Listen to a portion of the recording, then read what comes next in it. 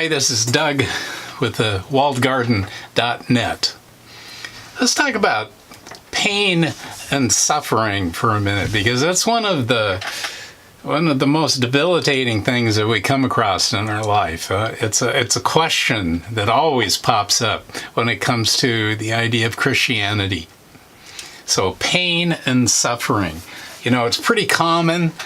And it's not pretty common, it is common. I mean, we all are going through pain and suffering in our life and want to avoid it, and God uses it, and it's uncomfortable for our lives. So the question is, how do we carry our pain and suffering without allowing it to destroy us and indirectly destroying everybody around us? Because some people have said, if you come to Christ, He takes all our pain away. I disagree with that. I think, when we come to Christ, our pain and suffering changes.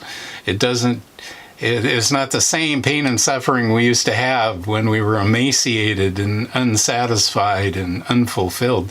But when we begin to follow God, when we begin to walk in the light and He's training us to become like Him, our pain and suffering becomes different. It becomes a pain and suffering from our training, and it becomes very acute in our lives. And so, when you hear a salesman's approach to trying to sell Christianity by saying you won't have any pain and suffering, be careful.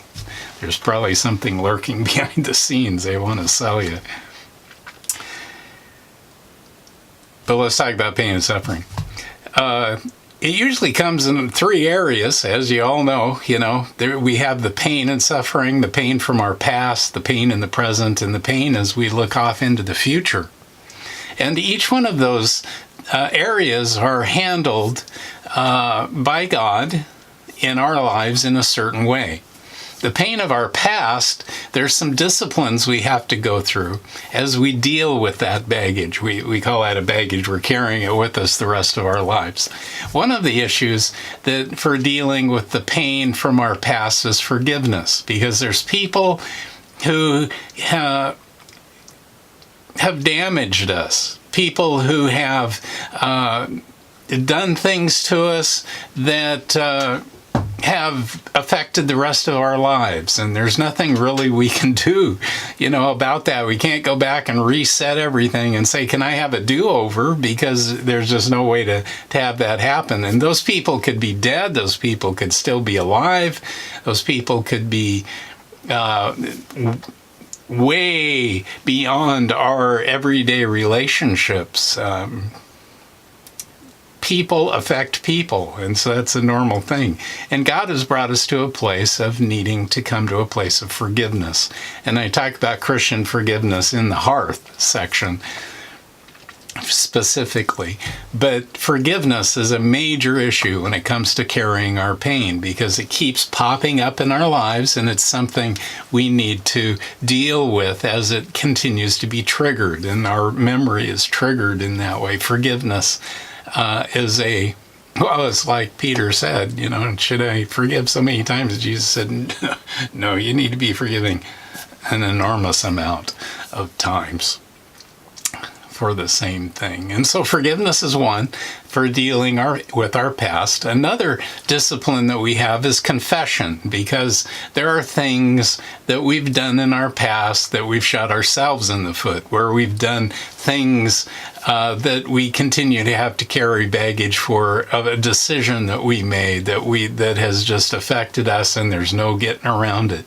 Confession has to do with the idea of agreeing with God that we did something wrong and that we're not going to do that again, and we come back to Him, and then He forgives us in that process. So our past is in forgiveness and in confession and in trust.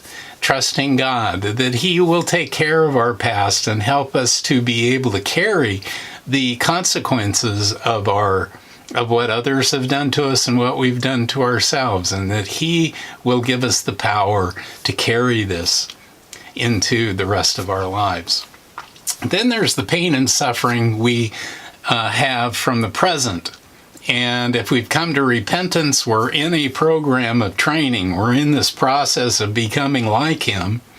And that is going to create pain and suffering in our lives. It's a pain and suffering we have when we're in training, when we're in the process of being corrected and disciplined.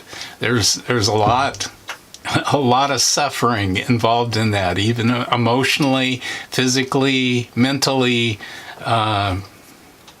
It's tough, to continue that process. But there's some disciplines in that one as well. The first discipline, obviously, is obedience, that we just keep doing, finding out, like Paul said, find out what the Lord wants and do it. Find out what the Lord wants and do it. The obedience is a major issue, and ignorance of the facts is not an excuse. When we come to repentance, that's why we're studying the scriptures. That's why we're taking time in prayer. That's why we're talking to him all the time, is so that we're getting oriented to what's going on. And that orientation creates intimacy as we get closer and closer to sharing the values that he has in life. So obedience is a major thing. Second thing is the idea of patience, because as he brings us into the lives of other people, they're going to continue to cause difficulties in our lives, to cause challenges, to cause problems. And patience means that we're not going to respond hastily into another person's life, or that we're going to take our time and kind of let people play out their lives around us and not, get all upset. The other, it's kind of cousin word, is endurance. And endurance means the same thing as patience, but it's focused on circumstances rather than people. Patience is focused on people. Endurance is focused on circumstances. And so we don't get upset about the circumstance that God has engineered that he's drawing us through.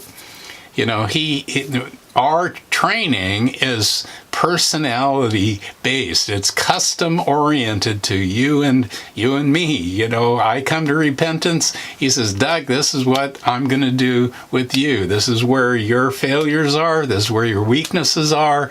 These are where your values need to change. Your character needs to change. And it's going to be very much customized to me. And so, the things that I suffer through are not going to be the things that you suffer through. But the thing that we have in common is that we're both suffering through something and becoming like Christ. And so the pain of the present is obedience and patience and endurance. And of course, trust that we are walking alongside him in the present, in the moment, and allowing him to veto everything in our life. We're making decisions, but we defer to him and say, if you want, this is what I would like to happen in my life, is the next step that we're taking. But I defer to you. If you want to change that, I'm with you, in that process. And in this process of becoming like him, we are going to face pain and suffering. The future also has pain and suffering, and basically it's broken down to the idea of fear, because we're not quite sure what's going to be happening, and we kind of dread what might happen in the process in the future. And the future is much less real, as they say, than the past and the present, because the past has some reality to it, and the present is very real. The future is illusionary, And so trust is our real tool for handling the fear of the future. Trust that he's going to go on ahead of us, and that he's going to buffer everything that would destroy our life, and only allow the things to hit us that will be helpful in what he has in mind. So how do we carry our pain and suffering? Well, there's a number of disciplines, forgiveness, confession in the past, obedience, patience, endurance in the present, and trust through the whole thing, in the process. And so in this way, we're not eliminating pain. We need to be a people who can carry pain well. And we need to carry it well so that it doesn't destroy us and destroy those around us in the process. Well, I encourage you, step out of the world system, take a breath, and come up for air.